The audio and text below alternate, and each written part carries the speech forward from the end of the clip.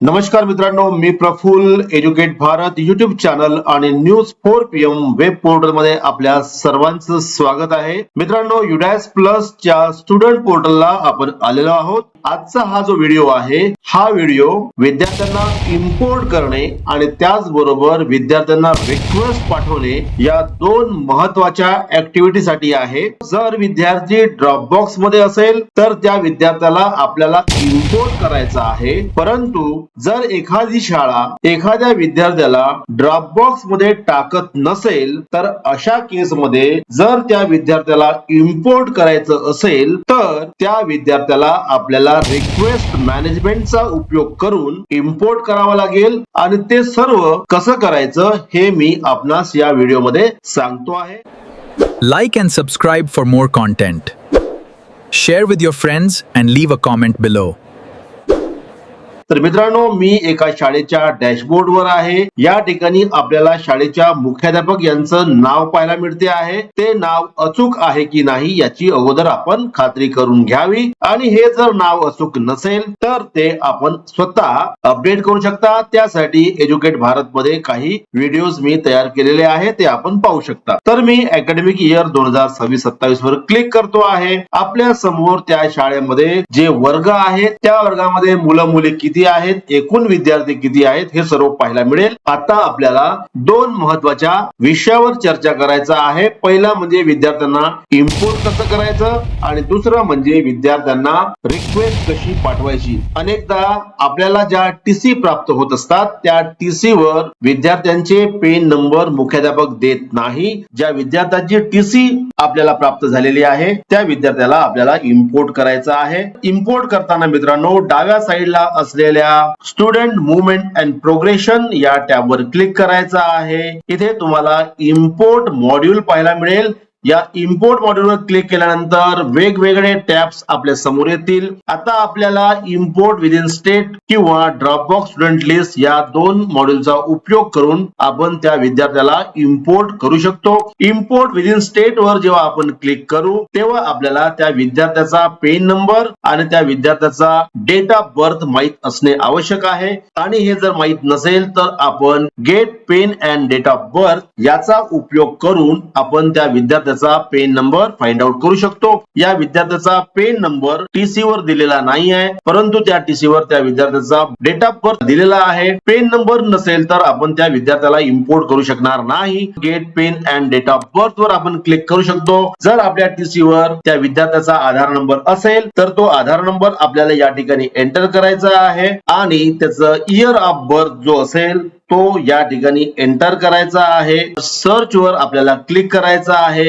इथे त्या विद्यार्थ्याचा पेन नंबर प्राप्त झालेला आहे आणि त्याचबरोबर डेट ऑफ बर्थ सुद्धा माहित झालेला आहे. मग या ठिकाणी तो पेन नंबर आपल्याला पेस्ट करायचा आहे. या ठिकाणी डेट ऑफ बर्थ एंटर करायची आहे आणि जेव्हा आपण गो वर क्लिक कराल तेव्हा आपल्या समोर त्या विद्यार्थ्याची संपूर्ण माहिती आलेली मिळेल. परंतु मित्रांनो, जर आपण खाली बघितलात तर या ठिकाणी import is not allowed, please contact to block or district MIS for further queries. आता मित्रांनो, हे असं का आलेलं आहे तर इथे बघा, स्टुडंट स्टॅटस ऍक्टिव्ह म्हणजेच या विद्यार्थ्याची टीसी आपल्याला प्राप्त झालेली आहे. टीसी तर जुन्या शाळेने दिलेली आहे, परंतु या विद्यार्थ्याला त्यांनी ड्रॉपबॉक्स मध्ये टाकलेलं नाही. युडॅस प्लस मध्ये जोपर्यंत विद्यार्थी ड्रॉपबॉक्स मध्ये येत नाही तोपर्यंत आपण त्याला इम्पोर्ट करू शकत नाही. राईट साईडला त्या विद्यार्थ्याची करंट शाळा कोणती आहे आणि त्याची मागील शाळा कोणती होती ही संपूर्ण माहिती आपल्याला पाहता येईल. हा विद्यार्थी ड्रॉपबॉक्स मध्ये नाही, तो विद्यार्थी जुन्या शाळेमध्ये ऍक्टिव्ह आहे.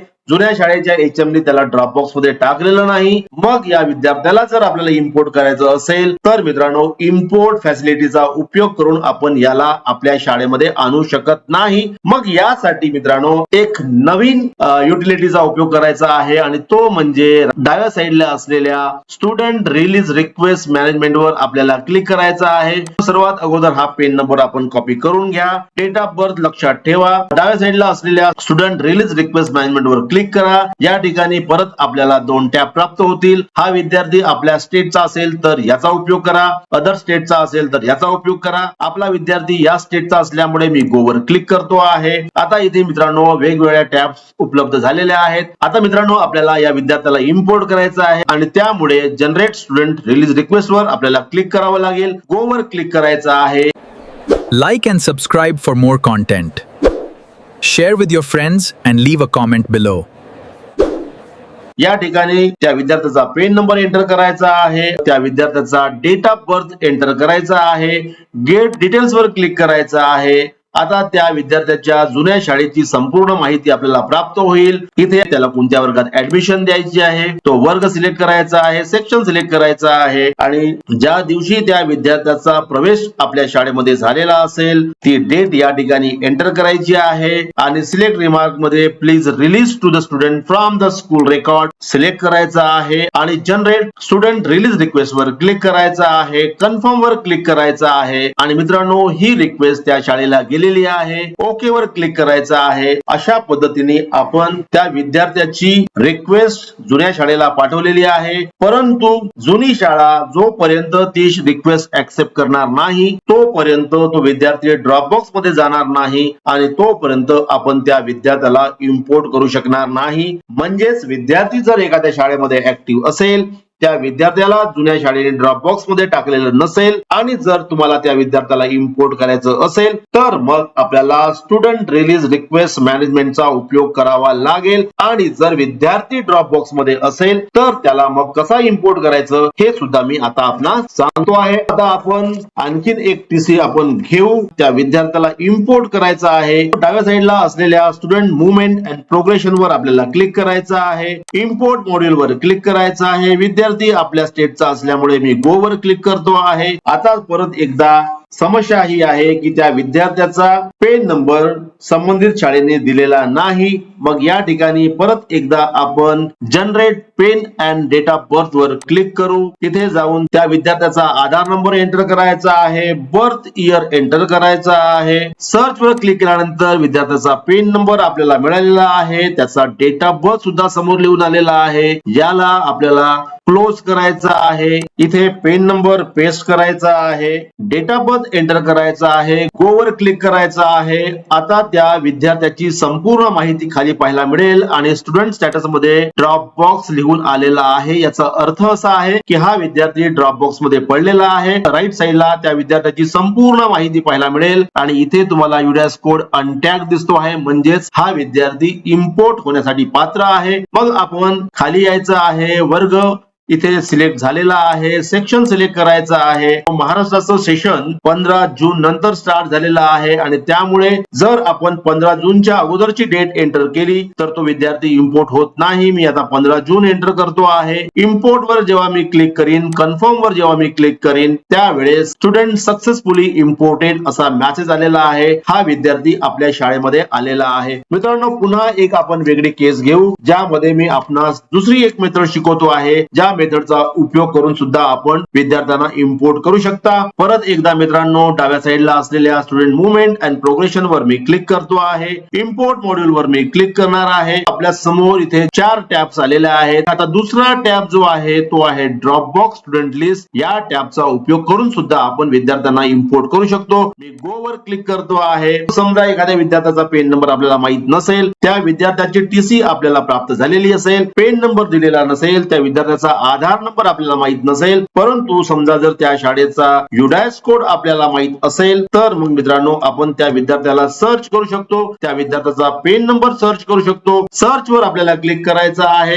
ज्या शाळेतून ते विद्यार्थी आलेले असतील त्या शाळेमधील सर्व विद्यार्थी जे ड्रॉपबॉक्स मध्ये पडलेले आहेत त्यांची लिस्ट पाहायला मिळेल. ज्या विद्यार्थ्याला इम्पोर्ट करायचा आहे त्या विद्यार्थ्याला सर्च करायचा आहे आणि सर्च केल्यानंतर त्या विद्यार्थ्याचा पेन नंबर आपल्याला आपल्याला या ठिकाणी प्राप्त होणार आहे. तो पेन नंबर आपण कॉपी करून घेऊ शकता आणि कॉपी केल्यानंतर परत एकदा आपल्याला इम्पोर्ट मॉड्यूल वर यायचं आहे. इथे येऊन इम्पोर्ट गो वर क्लिक करायचं आहे. पेन नंबर आपण एंटर करायचा आहे. विद्यार्थ्याचा तो डेट ऑफ बर्थ या ठिकाणी एंटर करायचा आहे. गो वर क्लिक करायचा आहे. आपल्याला त्या विद्यार्थ्याची संपूर्ण माहिती पाहायला मिळेल. स्टुडंट स्टेटस मध्ये तो ड्रॉप बॉक्स मध्ये आहे. खाली या तुम्ही सेक्शन सिलेक्ट करा. त्याचा प्रवेश दिनांक 15 जून 2026 ही डेट मी एंटर करतो आहे. इम्पोर्ट वर क्लिक करतो आहे आणि अशा पद्धतीने तो विद्यार्थी इम्पोर्ट झालेला आहे. म्हणजे मित्रांनो, जर विद्यार्थी एखाद्या शाळेमध्ये ऍक्टिव्ह असेल, त्या विद्यार्थ्याला जर तुम्हाला इम्पोर्ट करायचं असेल तर तुम्हाला स्टुडंट रिलीज रिक्वेस्ट मॅनेजमेंटचा उपयोग करून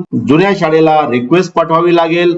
जुन्या शाळेने ती रिक्वेस्ट अप्रूव्ह करावी लागेल. त्यासाठी अप्रूव्ह स्टुडंट रिलीज रिक्वेस्ट वर क्लिक करून जुनी शाळा त्या विद्यार्थ्याची रिक्वेस्ट ऍक्सेप्ट करेल. मग तो विद्यार्थी ड्रॉपबॉक्स मध्ये जाईल. मग आपल्याला नवीन शाळेला त्या विद्यार्थ्याला इम्पोर्ट करता येईल. परंतु समजा एखादा विद्यार्थी ऑलरेडी ड्रॉपबॉक्स मध्ये पडलेला असेल तर त्या विद्यार्थ्याला इम्पोर्ट करण्यासाठी आपण student movement and progression module मध्ये जाऊन इम्पोर्ट मॉड्यूल वर क्लिक करून आपण त्या विद्यार्थ्याला इम्पोर्ट करू शकतो. राज्यातील सर्व शिक्षक मुख्याध्यापक यांना माझी विनंती आहे की जर विद्यार्थी आपल्या शाळेमधून गेलेला असेल तर त्या विद्यार्थ्याला आपण तात्काळ स्वतःहून ड्रॉपबॉक्स मध्ये टाका. एज्युकेट भारतच्या माध्यमातून मी सातत्याने वेगवेगळे प्रयत्न करतो आहे. विनंती आहे की आपण एज्युकेट भारत युट्यूब चॅनलला सबस्क्राईब करावं, व्हिडिओला लाईक करावं, व्हिडिओ सर्वांना शेअर करावा जेणेकरून सर्वांच्या संकल्पना क्लिअर होतील. पुन्हा भेटू नवीन व्हिडिओसह. तोपर्यंत सर्वांना माझ्या खूप खूप शुभेच्छा.